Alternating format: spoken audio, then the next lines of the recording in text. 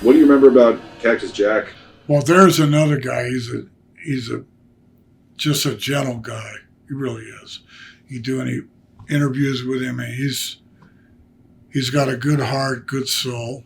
For Cactus, or all of his different gimmicks, for him to go out and grab a hold and work the style that I do, I don't think he would ever got over. Now, he threw in a lot of them super bumps and everything because that's how he got over. If I would have done some of that stuff, I'd end up breaking my neck, back, arm, whatever. And I noticed one time I saw him in the shower or in the dressing room, and he had like, on his body, he had like a pad over, it sounds funny, but he had like fat over here and over his leg. He had like built-in padding on his body. It was like built-in padding. I mean, he had, and I'm thinking that's how he could get slammed off the top of the cage and not get hurt, because he had like a built-in lining on his body. Does that sound strange? Almost like not a fat suit, but a little extra I'm layer of telling protection. you, but it was real. It wasn't a fat suit. He had one that was built in. Strange. And I'm thinking, and I didn't say nothing to him about it. I go, that's why he can take those bumps like that, because I'd never end up getting up again. So that's how he got his matches over. And he never would have got over if he would have went out and grabbed a hold like I did and chop somebody in the corner and go back and forth like I did with Tito, whoever, Hogan or Ronnie Garvin, all the guys, Piper that I worked with.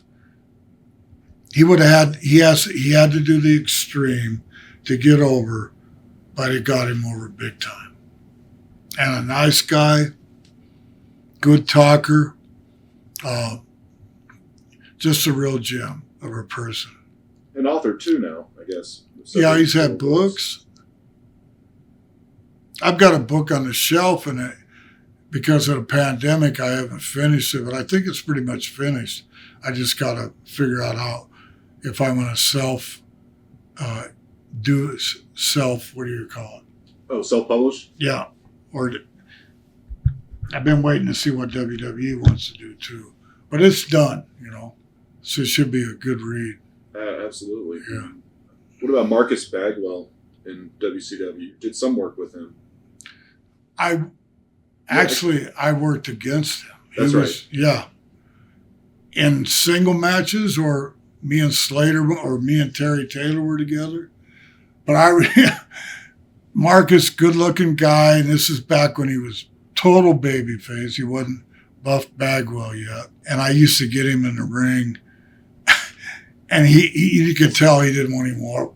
He liked me, but he didn't want to work with me. And I'd hook him up, and he'd go, and he knew the big chop was coming. He'd go, oh, and he'd close his eyes out. And I'd,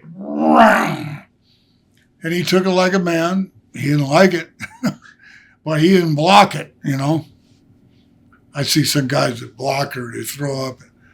I just come with the other one. But, that was my style. And Bagwell, oh, no. I said, here we go again, but I love to beat on him. But he was a good man about it. He took it. And I think later on he did real good as a heel with Scott Steiner and them, right? Very much, yeah. And NWO he was in? Yeah. Yeah, I didn't remember the NWO that much.